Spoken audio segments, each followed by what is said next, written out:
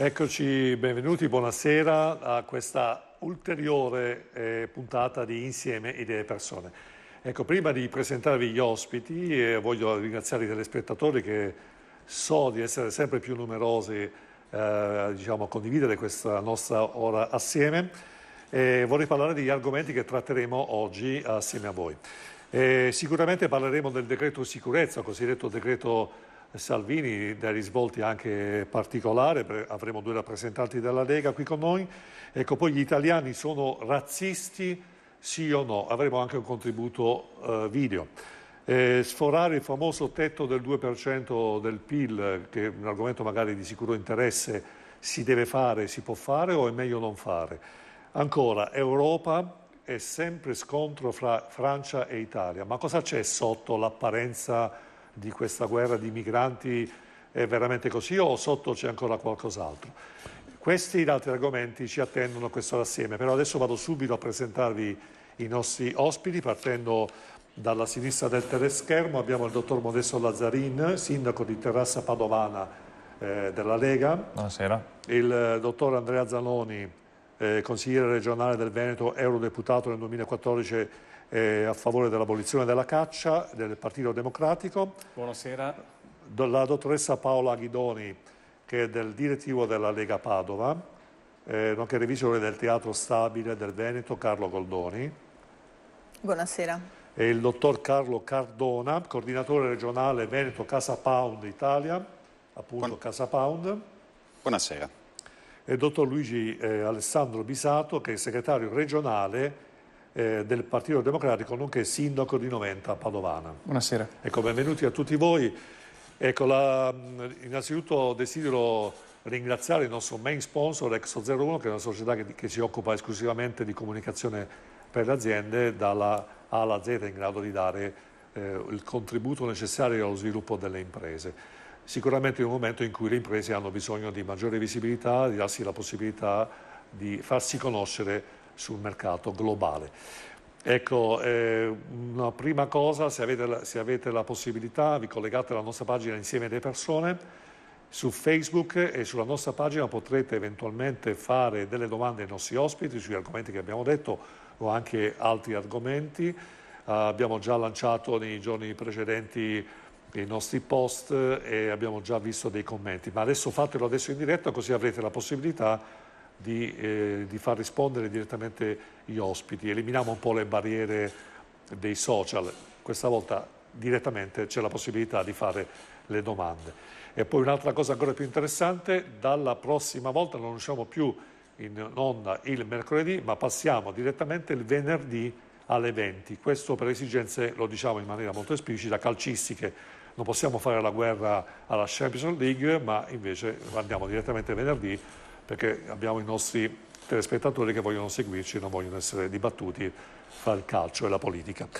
Allora, abbiamo detto, Lazzarin, il decreto sicurezza Salvini, ma sarà veramente sicurezza per l'Italia? Allora, se sarà sicurezza per l'Italia, chiaramente sarà anche possibile tramite questo decreto legge d'urgenza che il Ministero dell'Interno ha emanato e ha approvato nel Consiglio dei Ministri ieri mattina. Chiaramente manca il passaggio definitivo col Presidente della Repubblica. I contenuti, ecco, qualcuno si sofferma sui contenuti, se eventualmente appunto possono essere quelli che garantiscono da qua al prossimo futuro dei cambiamenti. Soffermandoci sugli argomenti principali, cioè quindi la lotta all'immigrazione clandestina, questo decreto tratta temi in maniera totalmente differente da come erano stati gestiti fino a pochi mesi fa, ed è su questa base che si conta di poter garantire una maggiore sicurezza, una maggiore certezza delle pene da qua al prossimo futuro. Chiaramente non può essere un colpo di spugna, nel senso che una volta approvato non è che il mattino dopo spariscono i delinquenti o gli irregolari o qualsiasi altro tipo di forma di delinquenza. Però chiaramente ci sono dei contenuti che mettono nelle condizioni, prima di tutto le forze dell'ordine, di agire con più determinatezza e più sicurezza per loro, soprattutto, fra l'altro, anche in modo da poterla garantire anche ai cittadini.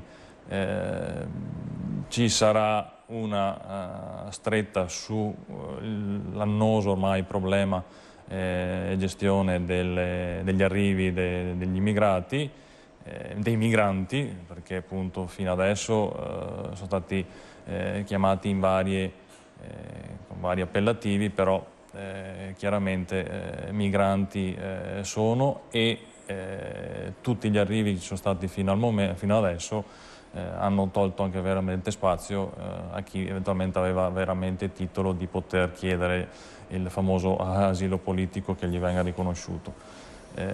Poi su altri aspetti, chiaramente, come si diceva anche prima di cominciare la trasmissione, solo il tempo, chiaramente non pochi giorni, almeno qualche mese di gestione con questo tipo di regolamentazione darà sicuramente i suoi frutti. Ecco, Pisato, voi come PD come avete valutato questo decreto? Cioè, ho visto che qualche articolo sui vostri giornali, insomma, che hanno attaccato duramente, diciamo, come dire, la prosopopea, cioè, come dire, il lancio mediatico di questo evento.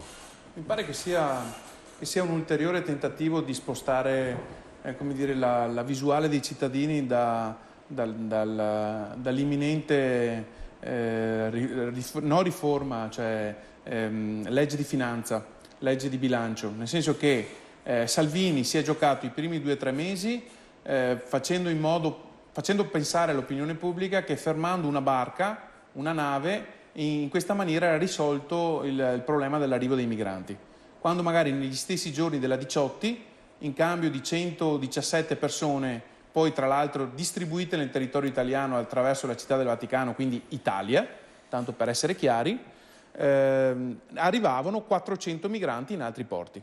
Questo decreto ritorna a come dire, solleticare le ansie più profonde degli italiani, ma non dà risposte, anzi produce nell'immediato tutta una serie di clandestini, a questo punto sì, che difficilmente potranno essere rimpatriati e che eventualmente gireranno per il territorio nazionale. Quindi, a dire, se si voleva affrontare con cognizione di causa e nella maniera più opportuna un tema che riguardasse la sicurezza, bastava già applicare le norme che erano in vigore in questo momento.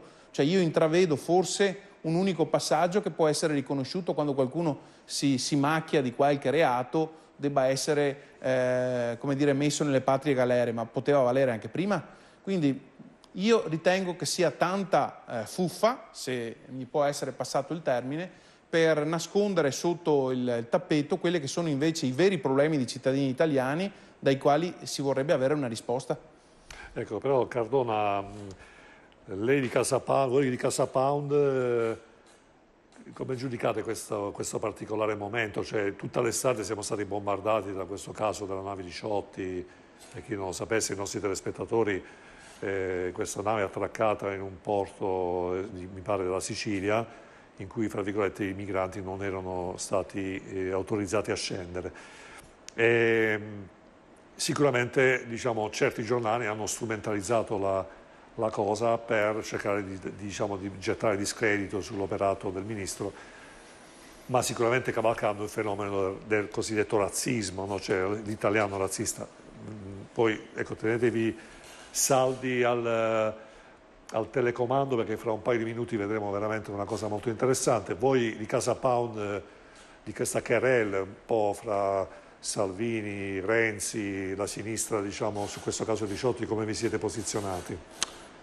Ovviamente noi non vogliamo fare gli avvocati difensori o sostenitori di Matteo Salvini, ci sono cose dell'operato del governo che ci piacciono, cose che ci piacciono meno. Da un punto di vista dell'immigrazione, definire questo decreto fuffa mi sembra una lettura semplicistica. Se noi andiamo a vedere, invece, va a toccare nel dettaglio quella che è stata la gestione e la normativa per l'accoglienza in Italia fino a questo momento. Si parla della revoca del diritto di permanenza di carattere umanitario. Si parla che questo diritto venga sostituito da casi ben specifici, quindi possibili violenze piuttosto che rischi personali, ma che non venga più attribuito il potere decisionale alle questure e agli uffici territoriali. Quindi in realtà mi sembra che si vada a toccare veramente il cuore di quello che è stato il dispositivo profondamente sbagliato fino ad oggi del sistema accoglienza Italia. Si parla di ipotesi di trattenimento delle persone di cui si sta vagliando la posizione, quindi non più che arrivano e sono liberi di circolare.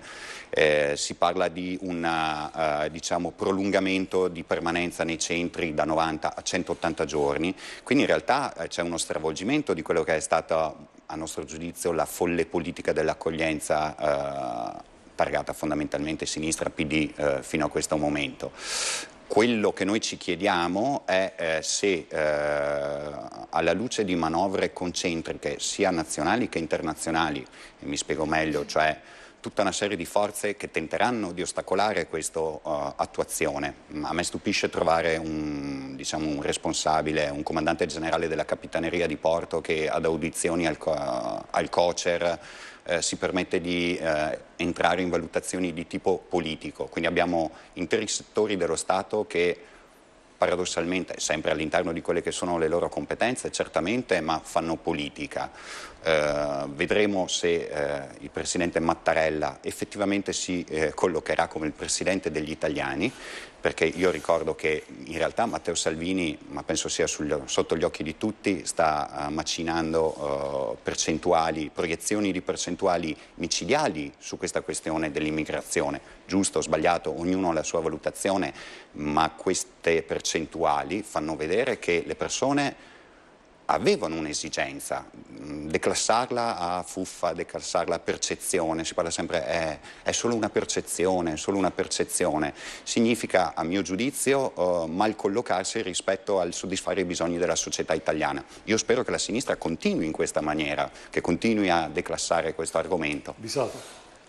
No, senza voler togliere parola ad altri, come dire, mi è dovuta una replica, nel senso che io ho l'impressione che spesso noi perdiamo di vista che stiamo parlando di persone e non di pacchi da incanalare o immagazzinare da qualche parte.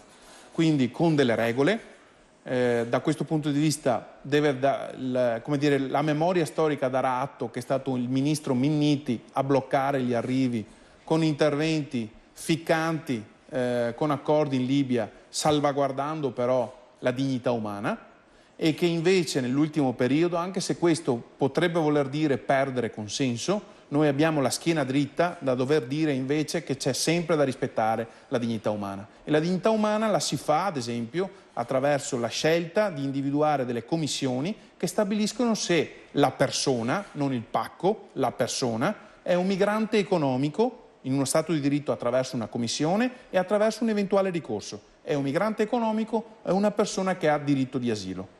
Questo, altrimenti, se stravolgiamo anche i presupposti minimi per i quali ci sentiamo in uno Stato di diritto all'interno di un consesso internazionale, io ho preoccupazione per la democrazia in cui vivo.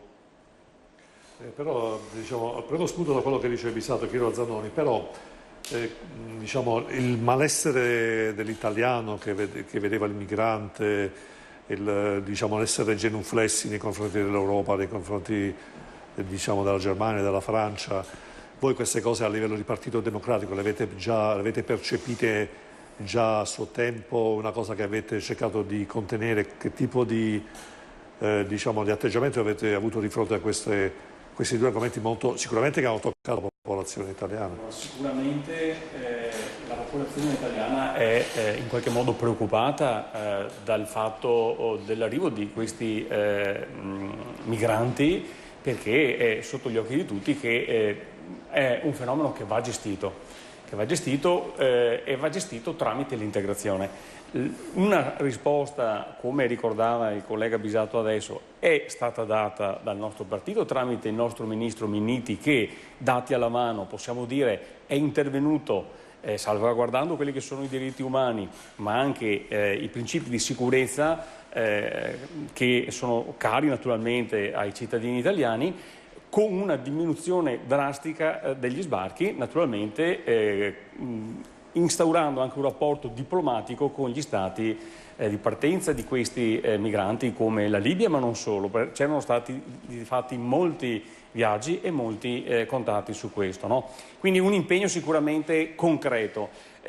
Io credo che sia giusto vedere cosa dicono gli esperti e a mio avviso, visti anche i risultati positivi, Marco Minniti ha giudicato in maniera corretta questo decreto, perché lo ha chiamato decreto in sicurezza. Dice addirittura Minniti che ci sono due cose particolarmente gravi, due mele avvelenate. Una è la cancellazione dei permessi umanitari, che era una via che consentiva un percorso di integrazione. Così si producono gli effetti marginalità e clandestinità, quello che accadrà adesso. E portano naturalmente questi provvedimenti a un momento della propensione a delinquere, cosa che i cittadini italiani non vogliono. L'altra mela avvelenata è il depotenziamento degli SPRAR, che è catastrofico. Insieme alla cancellazione del decreto per le periferie, ci dice che abbiamo accantonato la via dell'integrazione. E Minniti dice anche questo: altri paesi hanno fatto in anni passati, come sta facendo l'Italia, a un certo punto si sono svegliati e hanno visto dei loro figli che facevano attentati nelle loro capitali. Con queste due scelte stiamo mettendo una bomba a orologeria sotto la nostra convivenza. Questo sono gli effetti, a mio avviso, concreti. Ma non solo, c'è anche un'altra questione che pochi portano alle cronache di questo decreto in sicurezza, cioè che viene previsto per la prima volta, e qui sì che cambiano, ma cambiano in peggio a mio avviso, che i beni e le aziende confiscate alle mafie per naturalmente reati di mafia possono essere venduti ai privati. Finora potevano essere dati ai comuni, alle pubbliche amministrazioni, alle associazioni che si occupano di guerra e lotta alla mafia, adesso li vogliono dare ai privati. Ma sappiamo che cos'è la mafia? Sappiamo qual è il tessuto sociale e le problematiche, come questa si introduce in questo tessuto? Cioè, io credo che andiamo dalla padella alla brace nel mettere in vendita questi beni ai privati. Zanoni. Per non parlare, faccio l'ultima battuta, di qualcos'altro che è collegato gemello al decreto sicurezza, che è il decreto sulle armi. Va ricordato anche questo, che passiamo da possibilità di detenere 6 armi per ogni cittadino a 12 armi per uso sportivo. Ma che cosa ci fa un cittadino a 12 armi? Stiamo andando verso quella società che Obama negli ultimi 10 anni aveva tentato tanto di contrastare in America, ma non ci riusciva a causa della lobby degli armieri. Preoccupante. Zanoni, allora grazie. Allora adesso, prima di mandare la pubblicità, la domanda alla dottoressa Chidoni, e così poi introduciamo il secondo argomento. Gli italiani sono razzisti, sì o no? Ecco, vorrei il suo parere, ci pensi, un minuto di pubblicità. Ecco, vi dico, non ci abbandonate perché è solo un minuto e gli argomenti sono molto interessanti.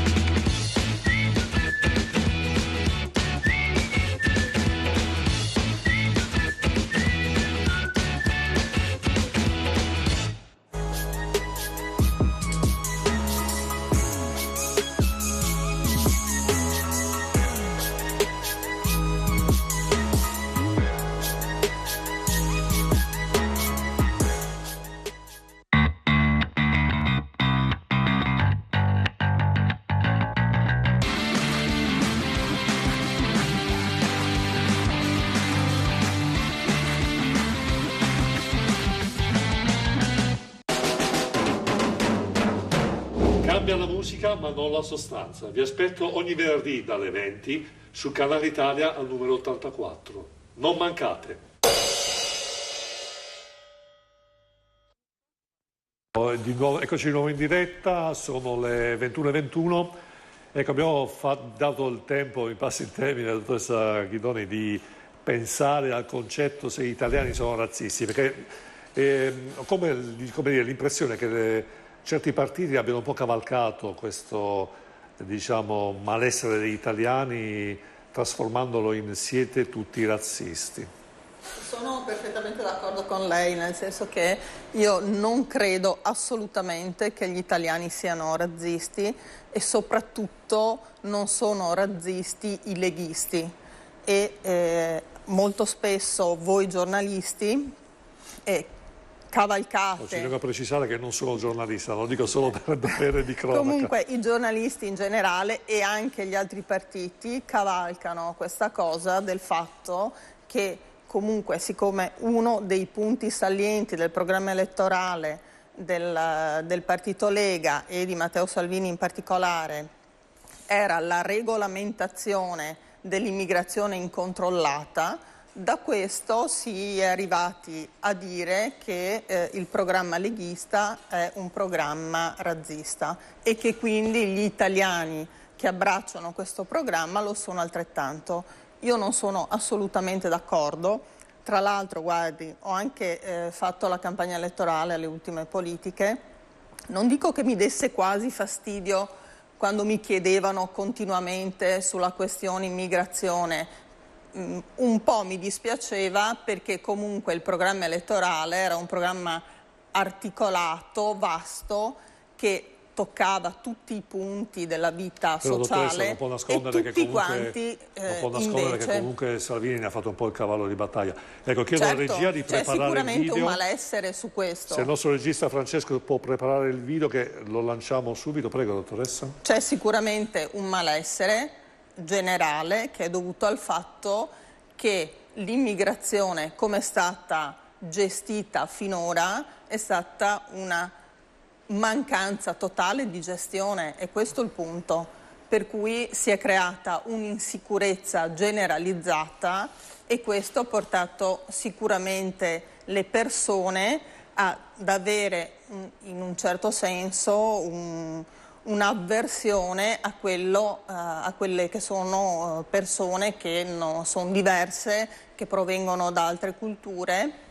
Ma questo secondo me è dovuto al fatto che c'è stata finora una totale mancanza di gestione del fenomeno. Benissimo, allora adesso vediamo, grazie Francesco, vediamo questo video e poi subito commentare Cardona e Bisato. Oggi parliamo di un argomento molto interessante, molto attuale. Razzismo sì, razzismo no. Hai avuto momenti di razzismo in cui ti sei sentito, diciamo, come dire, un po' a disagio? Bisogna capire anche il termine razzismo. Il significato, perché il razzismo può essere anche un razzismo locale, può essere un razzismo per il colore della pelle, può essere un razzismo anche professionale. Io episodi proprio pesanti sul colore della pelle non li ho mai avuti. Secondo te gli italiani sono razzisti o no? Allora, caro Vincenzo, gli italiani non sono razzisti, gli italiani vogliono che sia un'immigrazione gestita, perché se non è gestita diventa un caos per tutti, ma lo è anche per me che sono straniero. È vero che vedere tutti questi barconi che arrivano pieni di gente che non sa dove andare, non sa cosa fare, la soluzione non è né bloccarli a monte, però dobbiamo farci aiutare anche la Comunità Europea che ci lascia la possibilità di fare dell'Italia anche un ponte, perché una maggior parte di quelli che arrivano non vogliono neanche rimanere in Italia. Ecco, ci siamo tornati in diretta. Allora vi dico un po', questa è un'intervista che ho fatto a un amico imprenditore, perché una piccola rubrica si chiama 5 minuti si fa per dire con Vincenzo Lovino. Quando qualcuno viene in studio da me, ci mettiamo la telecamera e facciamo queste piccole riprese. Ecco, noi abbiamo cercato di toccare l'argomento, siamo razzisti sì o no, e lo stesso Jules, che saluto perché sono sicuro che mi sta vedendo, ha detto gli italiani non sono razzisti. Ecco, io vi ho fatto scorrere tutti i commenti, perché ovviamente questo video ha fatto il giro un po' di alcune città del Veneto, e abbiamo ricevuto dei commenti aberranti. Io adesso li rileggo perché comunque vale la pena. Ritornatene nel tuo paese, mandate a cagare, chiedo scusa ma devo citare, escono fuori come le formiche, se siamo razzisti ritornate da dove siete venuti, nessuno vi trattiene con la forza, ancora ma andate a fare in puntini puntini, voi e il razzismo, noi ci siamo solo rotti i puntini puntini di lavorare per mantenere nulla facenti, che siano bianchi o neri, poco importa. Se siamo razzisti perché non tornate al vostro paesello parassiti. Ecco, questa intervista l'ho portata in trasmissione perché comunque c'è questa discrepanza. Adesso chiederò ai miei ospiti come mai diciamo, una persona di colore che si è integrata da 20 anni in Italia, chi vuole appunto vedere integralmente il mio video, la mia intervista lo potrà fare andando sulla mia pagina personale Vincenzo Lovino, ma comunque alla fine noi abbiamo ricevuto quasi esclusivamente insulti razzisti. Cardona.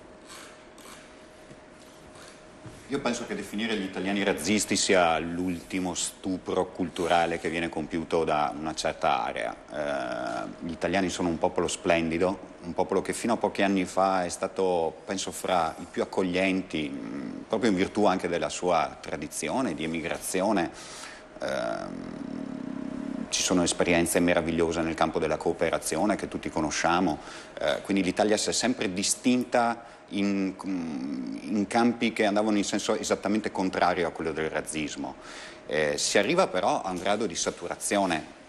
Non puoi spiegare come fai a spiegare al popolo che c'è posto, vitto, alloggio per qualsiasi povero della terra, ma non per i propri anziani. E non è un discorso demagogico, noi abbiamo visto e lo sappiamo tutti che l'Italia ha vissuto delle contrazioni di quelli che sono gli indici di benessere socio-economico, ma in maniera pazzesca, con sacche di povertà, abbiamo il 50% quasi di disoccupazione giovanile al nord. C'è una quindi soglia di tollerabilità che purtroppo si è deciso di infrangere. Ma gli italiani non sono assolutamente razzisti. Io adesso non so le persone qui presenti, a me è capitato di lavorare nei capannoni della zona industriale di Padova, perché al di là di quelli che bivaccano in stazione centrale la notte, che le scene sono sotto gli occhi di tutti, è tutto il contrario della civiltà questa accoglienza, al di là invece degli episodi più prettamente criminali. Se tu vai in un capannone della ZIP di Padova, oggi tu hai 90 stranieri che lavorano e 10 italiani su 100 posti. Moltiplicato per le migliaia di capannoni della ZIP, sono migliaia di posti di lavoro che gli italiani non hanno più a disposizione. Ma non perché non vogliano fare quei lavori, perché in una forbice, diciamo, che procedeva di pari passo non casualmente, si è andato a toccare quelle che sono le garanzie. Quindi se tu vuoi quel posto di lavoro devi lavorare tramite interinale a 600 euro al mese, se stai a casa perché un giorno hai la febbre ti richiamiamo fra un mese così impari a stare a casa. Tutte queste cose sono un tutto che si tiene insieme, che ha portato all'esasperazione. Come faccio io a spiegare ai miei figli, faccio una metafora, che loro non hanno la cena perché devo offrirla ai bambini di qualcun altro? Non sarei un buon padre. Io penso che le persone che amministrano, che hanno ruoli istituzionali, non devono declassare questa cosa. Prima si parlava di definire persone, questi immigrati clandestini. Certo che sono persone, ma lo sono anche gli italiani. Com'è che la priorità nell'attenzione viene data alle persone straniere e non alle persone italiane? Perché ci si pone il problema di definire persone con istanze quelle persone e non ci si pone il problema di quelle che sono invece i propri elettori di riferimento, la propria comunità nazionale. L'Italia ha sempre avuto immigrati. C'è anche una visione molto leghista, diciamo, che se lavorano e sono onesti sono i benvenuti. Abissato, lei cosa ne pensa di questi messaggi? Guardi, noi abbiamo estrapolato una parte, ma sono quasi tutti così. io penso che gli uomini pubblici, chi è in una trasmissione televisiva, deve sapere che le proprie parole possono diventare pietre. Questo è quello che io mi impegno responsabilmente a rappresentare pubblicamente. Quando noi andiamo con iperbole verbali, vogliamo raccogliere consenso e sappiamo che su alcuni argomenti possiamo farlo alzando i toni, Noi lo facciamo coscientemente, ma chi è dall'altra parte e non interloquisce con noi, ma si abbevera da quello che noi stiamo dicendo, di quelle parole può farne un proprio percorso mentale che qualche volta è frutto di una guerra di povertà, di una guerra di solitudini. Allora è colpevole usare alcune parole per instillare il rancore tra categorie. Questo credo. In un mondo interconnesso è praticamente impossibile pensare che noi potremmo, anche volendo, alzare muri per fermare persone. Noi possiamo solo gestire fenomeni che sono biblici. E allora invece, accarezzarci abbeverarci sulla nostra pozzanghera per ottenerne consenso, questo è colpevole. Io a questa logica non voglio starci, anche se questo nel breve o nel medio o anche nel lungo può voler dire perdere voti.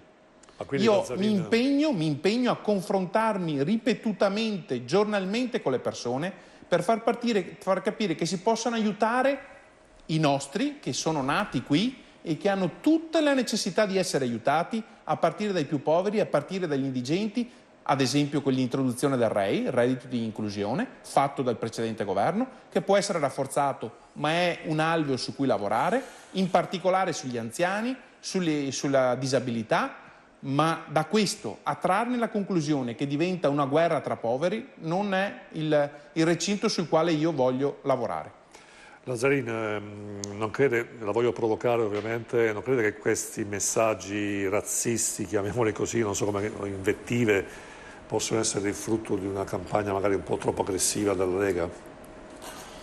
Assolutamente no, personalmente non penso questo, perché sono convinto che se la stessa intervista lei l'avesse fatta un anno fa, quindi ben prima della campagna elettorale di quest'inverno, probabilmente certi appellativi, certe dichiarazioni di persone poco educate sicuramente ci sarebbero state ugualmente.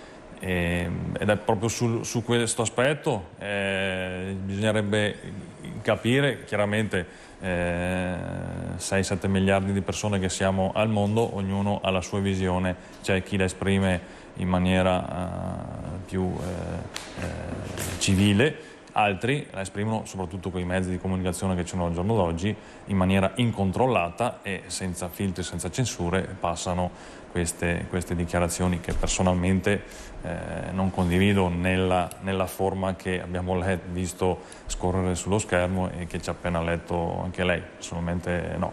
E quindi additare a responsabilità della campagna elettorale della Lega, che come ricordava giustamente la collega Paola, era ben più che un semplice proclamo contro l'immigrazione clandestina.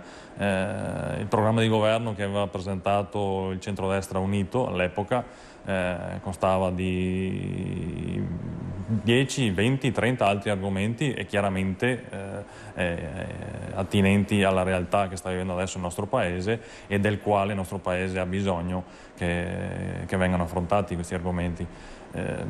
Ci riconduciamo sempre, io, per carità, rispondo volentieri agli inviti, mi confronto con anche chi non la pensa, non ha magari la stessa mia visione politica, ma sistematicamente appunto ci confrontiamo sempre sullo stesso argomento. Sarebbe più bello, come fra l'altro ha già anticipato lei, che stasera parleremo anche di qualcos'altro, poterci veramente occupare di anche le altre emergenze del quale ha necessità che l'Italia vengano affrontate.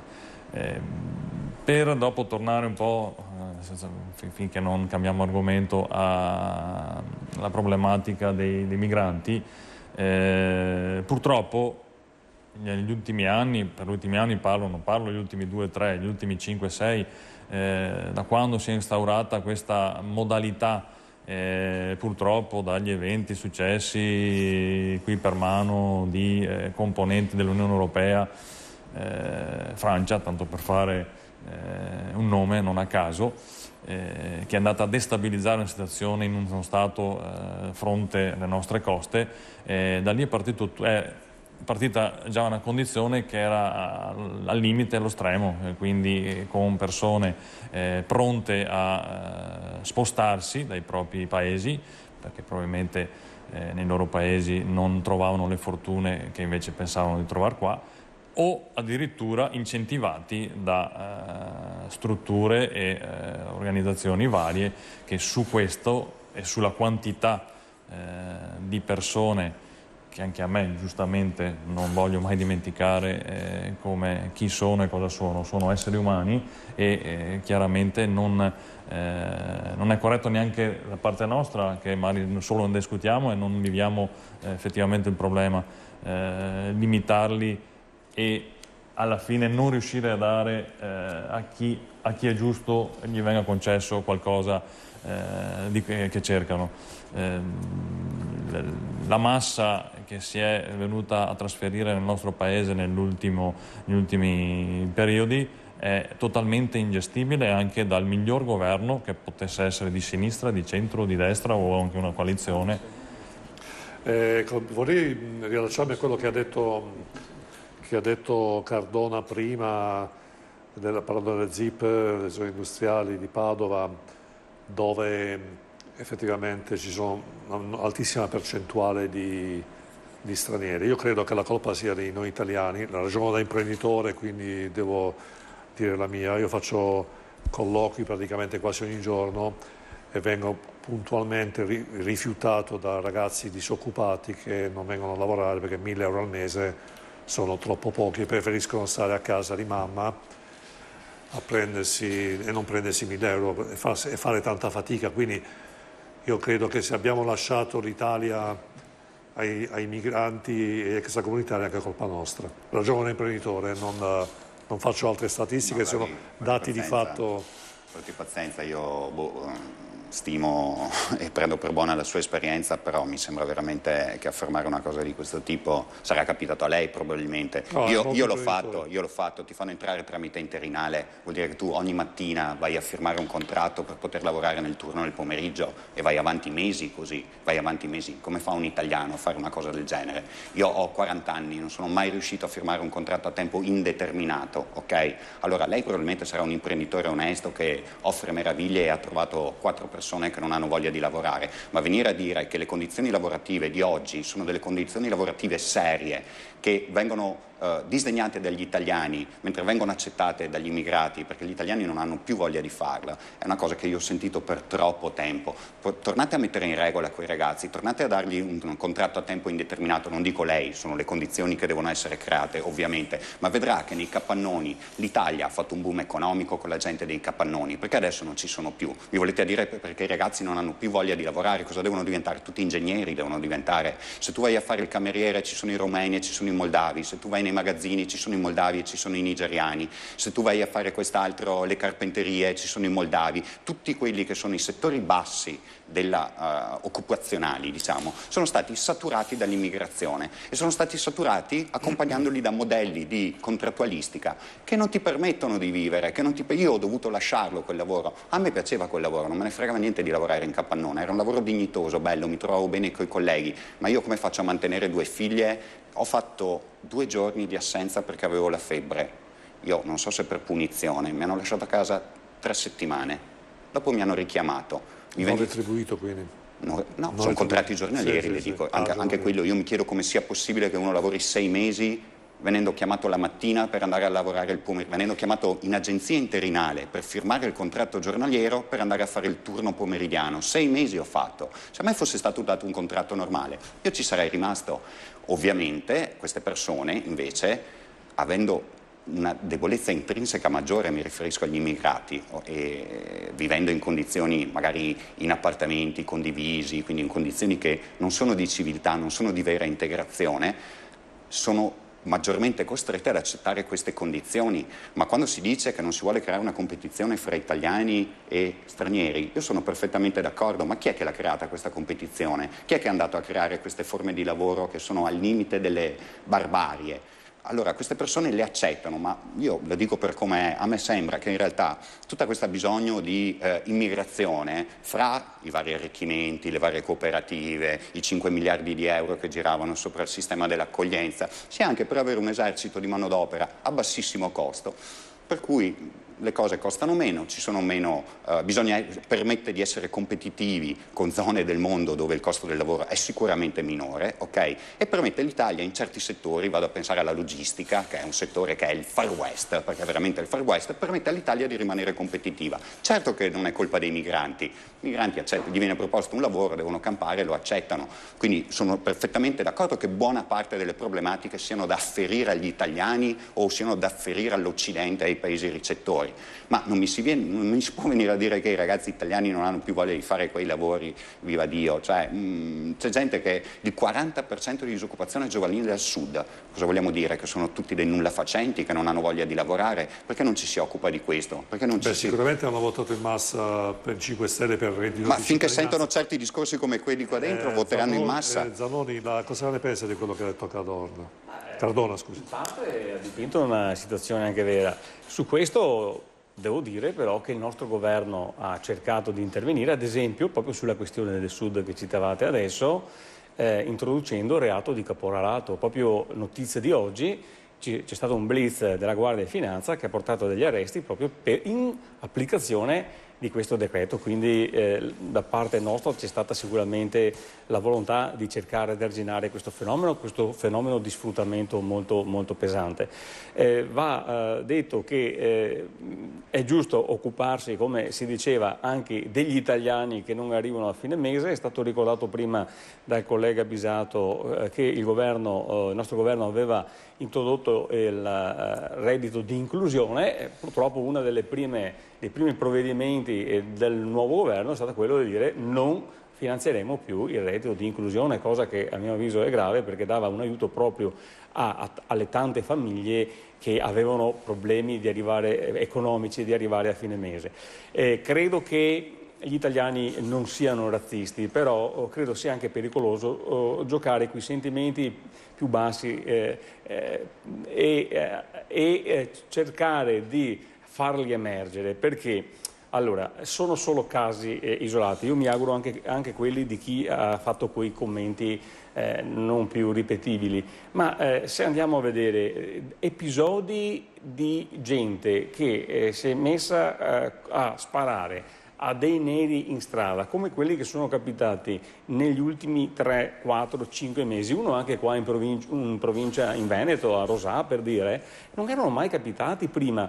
A mio avviso, quando si continua a battere il chiodo e a togliere quel minimo di umanità che è giusto che le istituzioni ma anche i cittadini provino in situazioni di emergenza estrema, poi si va a scatenare in queste persone magari più deboli, i poveri, quindi si parla giustamente di lotta fra poveri, che possono innescare questi casi estremi. Io credo, devo dire anche personalmente, ho patito e mi sono chiesto ma è possibile che sia giusta una cosa del genere? Quando quest'estate con 40 gradi all'ombra vedevamo queste immagini di questi poveri cristi, anche donne e bambini, sotto il sole in questa barca in mezzo al mare per una decina di giorni che non potevano andare a terra, quando sappiamo benissimo chi è stato in barca o in nave, quello che ti viene in una nave normale, figurarsi in un cargo di merci. Allora quando manca quella umanità lì, poi è chiaro che andiamo a fomentare certi sentimenti negativi e a mio avviso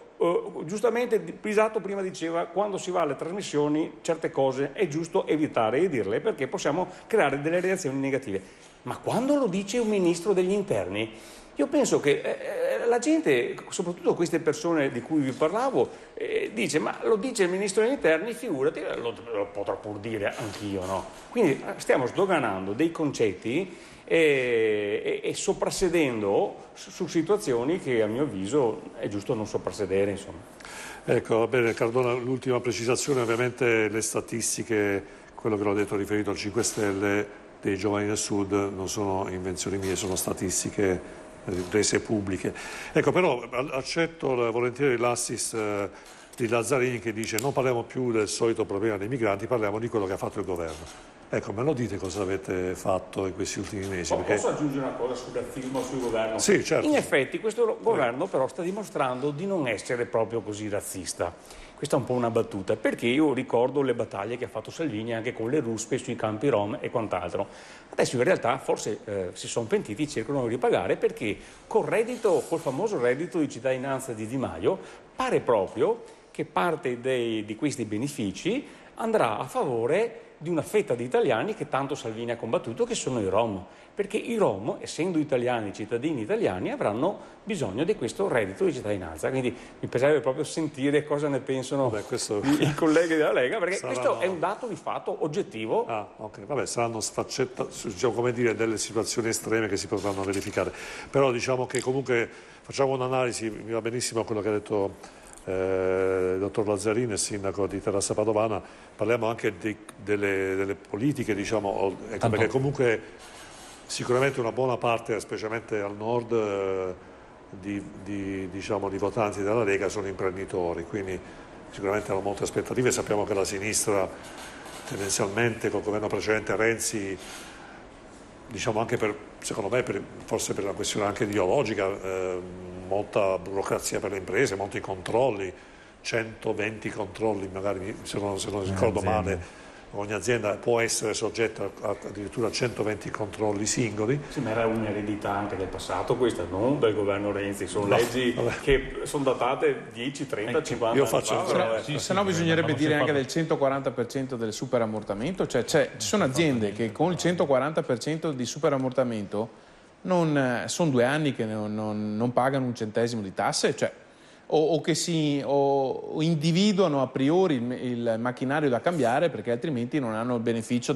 quindi bisognerebbe avere anche qua, riuscire a mettere in fila, senza tradurre tutto in fake news, la realtà delle cose fatte in questi anni, che poi i cittadini non le abbiano capite e che assolutamente non ci abbiano premiato. Questo è un dato di fatto e quindi va riconosciuto che in questo momento c'è un consenso al 60%. Ma se noi siamo qui è per testimoniare che in realtà la realtà è altra cosa. È questo che diciamo ai cittadini. Leggete bene i giornali, informatevi bene, perché guardate che per il 90% dei casi vi stanno solo buttando il fumo negli occhi. Beh, sicuramente l'invito a guardare le cose con oggettività è un invito sempre, come dire, salutare. Programmi, perché in effetti, ripeto, l'imprenditore veneto è uno fattivo, uno che ha sofferto un po' i controlli fiscali dell'Agenzia delle Entrate, che poi magari spesso erano, diciamo, come dire, finiti poi come nulla di fatto in commissione tributaria. Insomma, si sa che quasi l'85% dei verbali poi sono stati rigettati. Però l'imprenditore veneto ha bisogno di una politica economica, diciamo, meno asfissiante dal punto di vista fiscale, quindi invece più a favore delle imprese, perché le imprese poi portano reddito, magari, come dice Cardona, evitare anche di situazioni di stress nei confronti del lavoratore. Però, diciamo, effettivamente ancora niente. Penso che qualsiasi analisi dopo 100 o 100 qualcosa giorni di governo, di questo governo, deve essere assolutamente incentivata da una premessa, e che, se qualcuno se l'è dimenticato, è che questa attualmente al governo è una coalizione alquanto anomala. Allo stesso tempo c'è da dare, secondo me, merito a chi si è preso la responsabilità, entrambe le parti, quindi sia Lega che 5 Stelle, di dare luce a un esecutivo del quale il nostro Paese aveva assolutamente bisogno, non tanto per la composizione, ma quanto per evitare un periodo che sarebbe stato con un'ulteriore campagna elettorale, oppure con un governo tecnico che, lungi da me, anzi da noi, spero, quali siano dopo gli effetti dei governi tecnici. L'abbiamo visto purtroppo per troppo tempo, dal 2011, anche i governi tecnici degli anni 80-90, mi sembra i primi, se non ricordo male, il primo governo tecnico è stato con Goria all'epoca. Sì. E appunto, quando si dà ad un tecnico la possibilità di poter legiferare ed eseguire dopo eventualmente quello che il Parlamento legifera, chiaramente non fanno i conti con la realtà popolare di quello che c'è effettivamente bisogno. Chiaramente se adesso che è l'Unione Europea che sembra che detti tempi e modi di qualsiasi cosa si debba parlare e gestire, chiaramente non faranno niente a favore della popolazione se questo va contro i dettami perché europei. Francesco il nostro regista ci manda la pubblicità, rimanete incollati al televisore perché abbiamo ancora tante cose di cui parlare.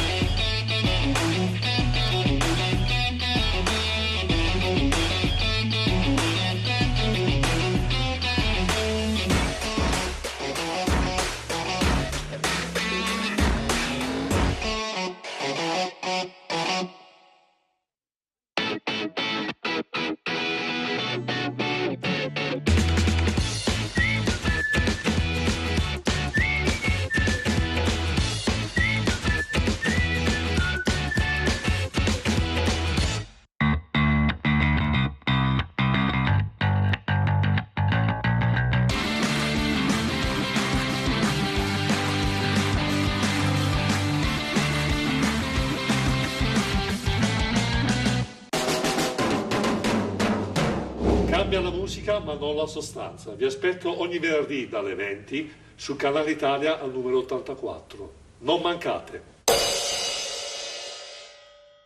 Bene, come appunto avete visto dal mio ultimo spot, venerdì andiamo in onda venerdì e non possiamo fare la guerra a Champions League, gli italiani sono appassionati di calcio.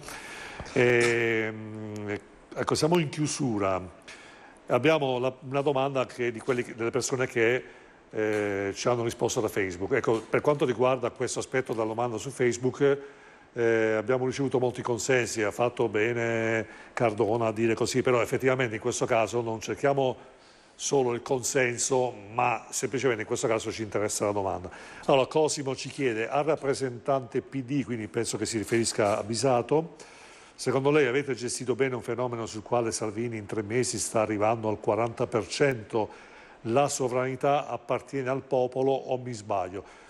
Ovviamente noi riferiamo tale quale come ci è stato proposto il messaggio, non vogliamo aggiungere nient'altro, penso si riferisca al consenso di Salvini. Posso solo in flash. È chiaro che il consenso, come ho detto prima, in questo momento è al 60% a chi sta governando. Ma porto un esempio che è significativo. È stato fatto un sondaggio in Italia chiedendo quanti pensate che siano gli immigrati in Italia.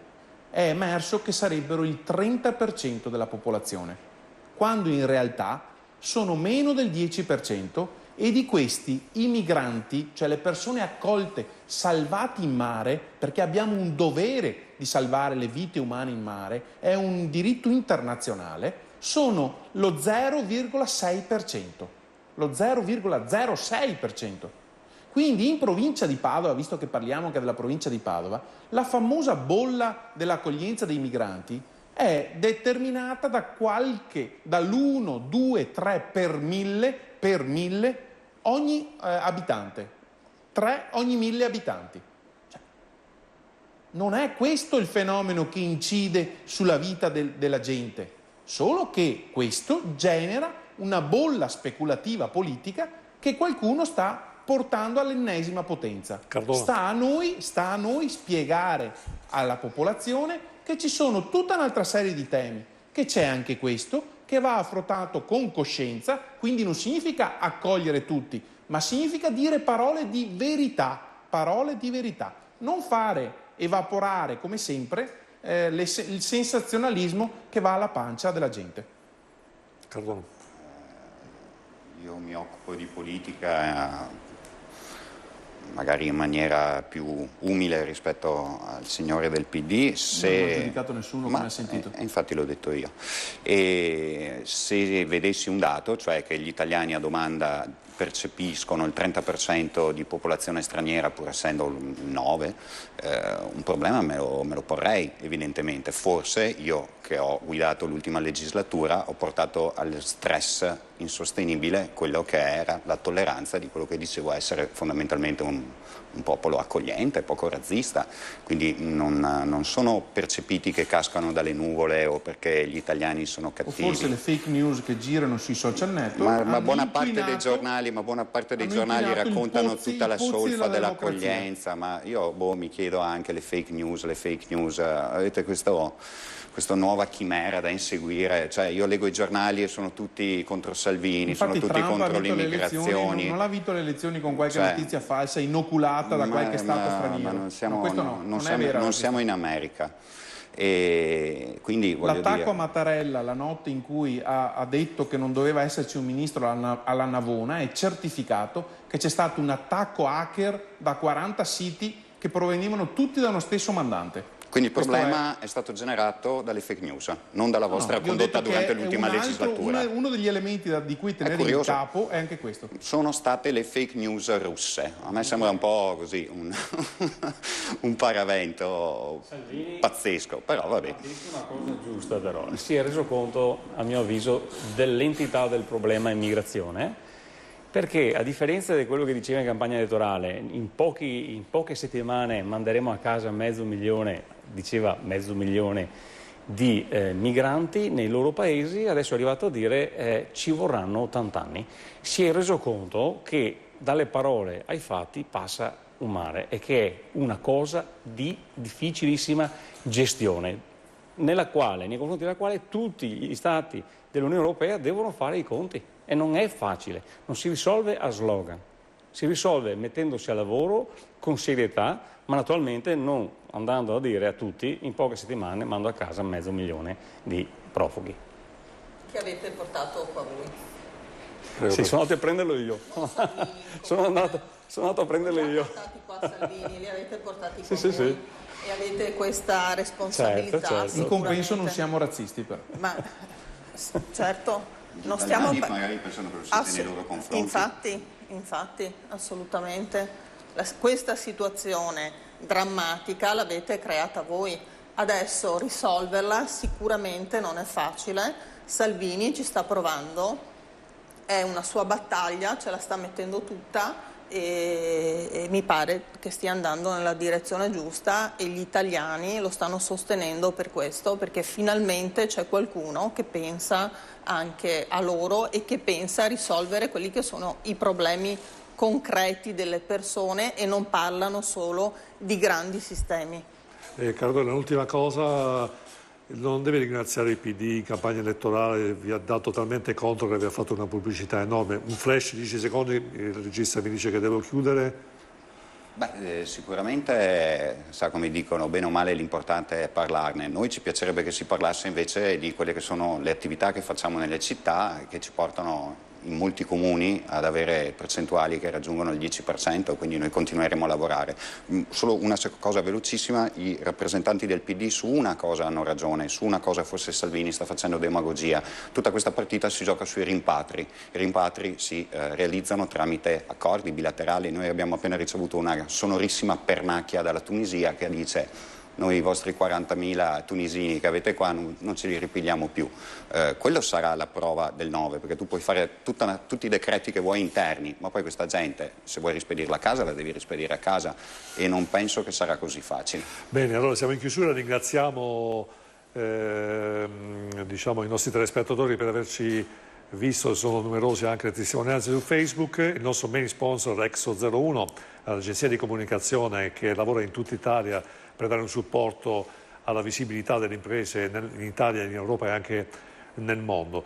Ecco, quello vorrei ringraziare ovviamente Francesco alla regia, Emanuele all'audio e i nostri ospiti graditissimi, dalla mia sinistra dottor Modesto Lazzarin, sindaco di Terrassa Padovana Lega, dottor Andrea Zanoni, consigliere regionale del Veneto a favore dell'abolizione della caccia dal Partito Democratico, dottoressa Paola Ghidoni, direttivo della Lega di Padova, nonché revisore Teatro Stabile del Veneto di Carlo Goldoni, Lega, il dottor Carlo Cardona, coordinatore regionale Veneto Casa Pound Italia, appunto Casa Pound, e da ultimo ma non per ultimo il dottor Luigi Alessandro Bisato, segretario regionale Veneto, Partito Democratico, nonché sindaco di Noventa Padovana. Ecco, ringrazio tutti gli ospiti, abbiamo sicuramente parlato di tanti argomenti e sicuramente abbiamo scoperto ancora qualcosa in più, al di là secondo me di quello che possono essere i giornali e di quello che può essere la libera interpretazione che viene data da parte dei cittadini e delle notizie. Io credo che Jules, il nostro amico che è stato intervistato, crede fermamente che gli italiani non sono razzisti. Lo credo anch'io fermamente. Alla prossima, insieme idee e persone. Ricordatevi, venerdì alle 20.